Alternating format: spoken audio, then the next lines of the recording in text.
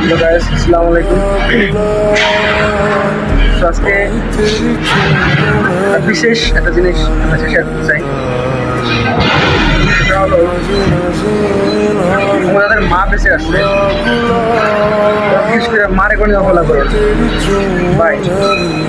যদি তোমাদের মা তোমাদের কাছ থেকে দূরে থাকে, যদি মা না থাকে, তাহলে বুঝতে পারবো যে মা না থাকাটা এবং কতটা কষ্টকর বিষয় নিজের কাছে আসলে কিরকম লাগে।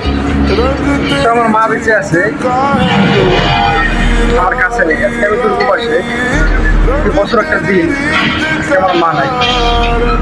মানে আমার কাছে আজকে কিরকম লাগতেছে আমি তোমাদেরকে বলে বুঝতে পারবো না। আগামীকাল কি ঈদ, তো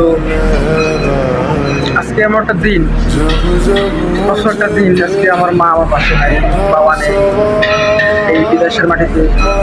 এমন বলতে কেউ নেই। মানে সত্য কথা বলতে গেলে যখন আর কি এগুলো মনে পড়ে, মানে ঠিকই না, ইচ্ছে করে আমার কান্না চলে আসে, খুব খারাপ লাগে। তো আমার কাছে একটাই অনুরোধ, যাদের মা বেঁচে আছে প্লিজ দয়া করে তারা কোনোদিন মায়ের সাথে খারাপ আচরণ বা খারাপভাবে কোনো কথা বা রাগ হয়ে কোনো কথা কোনোদিন কেউ বলে না। কারণ মা না থাকাটা খুব কষ্টকর একটা বিষয়। মানে মনে উঠলে মানে মাঝে মাঝে কী করবো, মানে মাঝে মাঝে মানে এমন অবস্থা হয়, মানে মাঝে মাঝে মনে উঠলে মানে কলিজা ফাইটে বোঝা যায়। মানে মন আর মানেটা মানে যে ঠিক না, কান্না চলে আসে, খুব খারাপ লাগে।